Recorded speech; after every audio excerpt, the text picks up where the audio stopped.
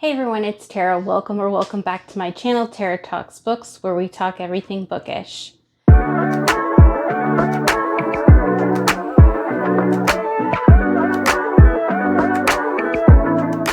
So today I'm going to be doing a mini book haul. It's all the historical romances I've picked up recently. And I actually have picked them up just in time because in August there's going to be romance readathon. All the information for that is over on Maggie's channel at Maggie's Books and Stuff. I'm so excited to participate in the romance readathon. I absolutely love historicals. They are so fun to read, and I actually decided to be on Team Protector. So go ahead and check out Maggie's channel if you want more information on readathon. She did some excellent stuff and I'm just really excited. But let's get into the haul. So the first one I picked up, I think a few of them, most of them I picked up at Second and Charles. I went and turned in some books, and then I picked up some new ones, and I got historical romances. And the first one I found and I'd already read, but I wanted a physical copy because I absolutely love this book. And that one is My Darling Duke by Stacy Reid. I absolutely love Stacy Reid's writing, and so this was my first outing with her, and I gave it a 5-star. Absolutely enjoyed it. It's the first one in the Sinful Wallflower series. I've read this one and book 2. I have book 3 on my shelf, so hopefully I'll get to that one soon. So this one is about Miss Catherine Danvers, and she has always been a wallflower, so she kind of takes things into her own hands because I believe her family is like on the brink of financial ruin, and so she devises a plan to say that she's going to be wed to like a reclusive duke. So if she's, set to be wed to a duke, then her sisters will find strong matches. But he's like not at the ton. He's not part of like society right now. And so like, she's like, okay, like nobody's going to know. He's not going to know, but it will help me. And of course, eventually he finds out and he comes, and luckily he doesn't rat her out, and it goes from there. I really enjoyed this book. I loved it. One of my most favorite historical romance reads. The next one I have is one that I've been wanting to read, and that one is Love in the Afternoon by Lisa Kleypas. I did read, I believe this is part of the Hathaway series. Yes, it's a Beatrix's story. I have not read like the first two. I read the third one, which I believe is Tempt Me at Twilight. So I'd love to get through all the Hathaway's books just because I loved the family. I fell in love with the family when I read Tempt Me at Twilight. So I picked up this one when I saw it, and I have to show you the gorgeous step back because why not? But if you see, it's just gorgeous. So I know this one is, I know Beatrix is an animal lover based off Tempt Me at Twilight, and she's kind of a bit quirky, and she ends up, I think, writing letters to him, or writing letters as someone else, like her friend, I believe.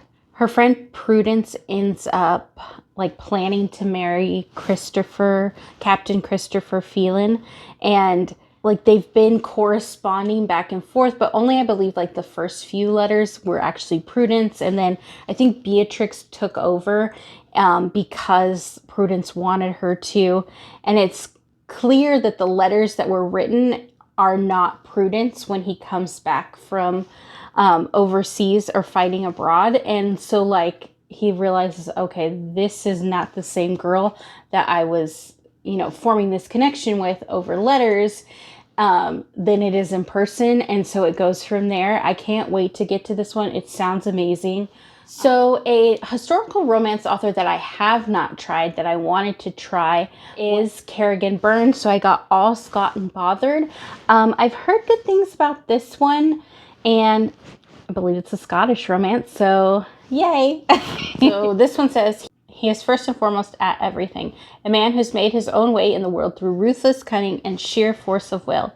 A strong and imposing Scot who can turn on the charm but does not suffer fools. His title, Lord Chief Justice of the High Court. His name, Cassius Gerard Ramsay. His mission to investigate the goings-on at London's most notorious gaming hell, owned and operated by one of the most intriguing and desirable women he's ever met. Cecilia Teague was an orphan facing a rather dire future until a secret benefactor from her mother's scandalous past swept into her life.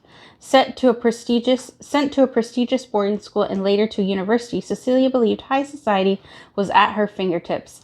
Then, from out of nowhere, she became the inheritor of a gambling establishment. Now Cecilia must live two lives, one as a proper lady who finds herself undeniably drawn to Lord Ramsay, and the other as a savvy gaming hell owner trying to save her business from the very same man. He has no idea she is both women, and Cecilia would like to keep it that way. But what happens when consuming passion and escalating danger threaten to reveal the truth? Ooh, so this one sounds so intriguing. I can't wait to get to it. Again, I've heard good things about this one. Not only this historical romance author, but this book in general. So I picked it up when I saw it. The next couple I have are Kate Bateman books. I actually have one of hers on my shelf already.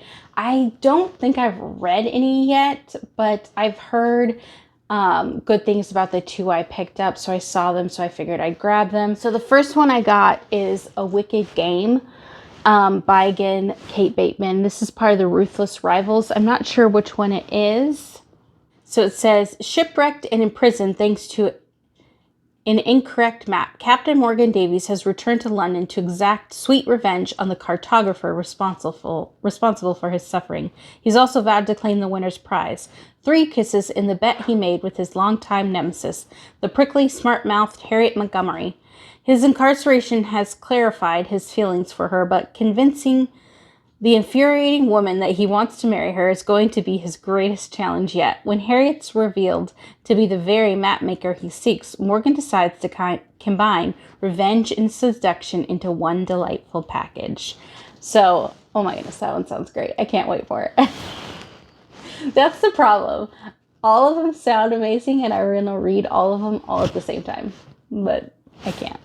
So, next one I have is, again, another Kate Bateman, and that one is A Daring Pursuit. Ooh, so this one says, the Davies and Montgomery families have been locked in an ancient feud, but it's a thin line between love and hate. Okay, so this kind of seems maybe like a, what is it called?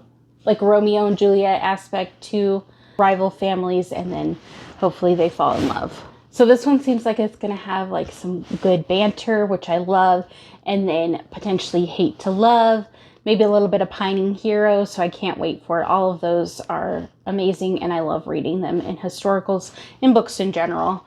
So can't wait to get to this one.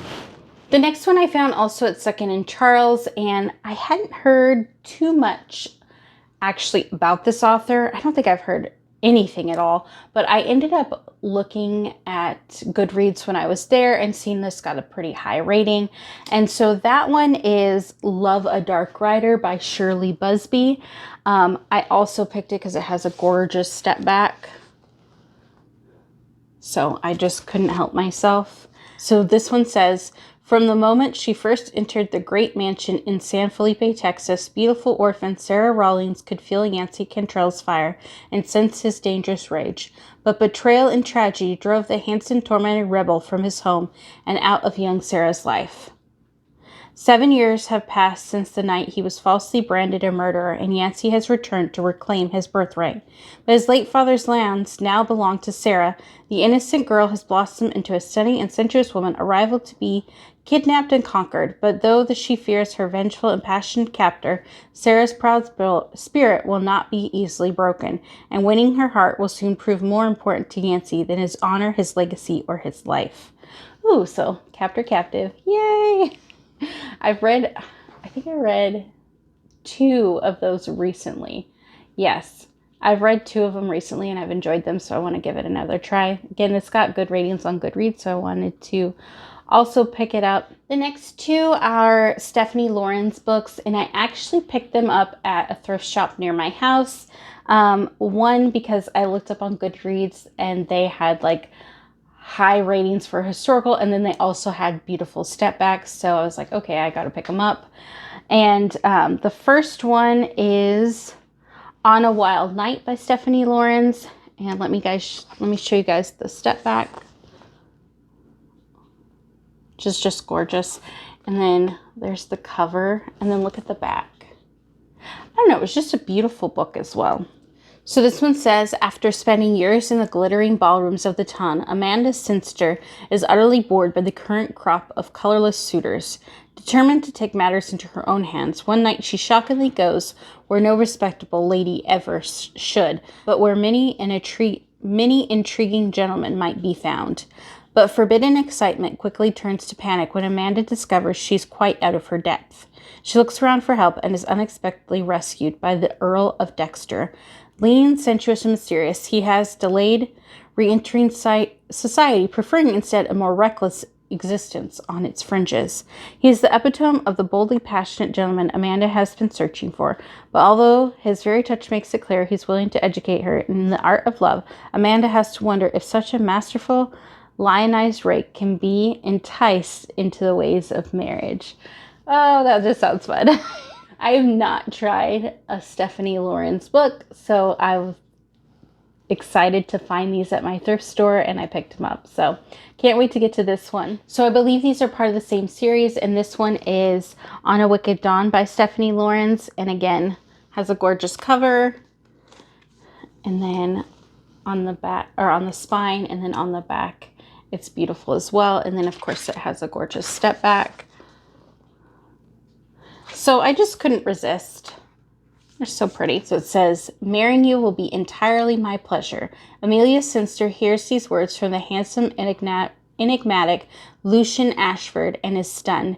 It's near dawn and she's risked scandal by lying in wait for him just outside his London house. But he agrees to her outrageous marriage proposal just prior to passing out at her feet. Amelia's torn between astounded relief and indignant affront, then decides she doesn't care. She's always loved him. No other man will do, and frankly, she's tired of waiting. Sometimes a young lady needs to take matters into her own hands. But matters of the heart are never that simple. The first hitch in Amelia's plans comes when Luke refuses to agree to a hasty wedding, but insists on properly wooing her, in public and private. Soon she longs for those moments away from the watchful gaze of the ton, in which she can learn all about seduction from a master. But unbeknown to Amelia, Luke has a very good reason for wooing her. Every wicked gentleman has his price. So this one sounds good. I can't wait to give Stephanie Lawrence a try. They were beautiful books, and they were only like $1.50 at my thrift shop. So I was like, why not try them? So those are all the historical romances that I've picked up recently. Let me know if you've read any of these or what you've picked up recently in the comments below. Like and subscribe if you'd like to. Bye.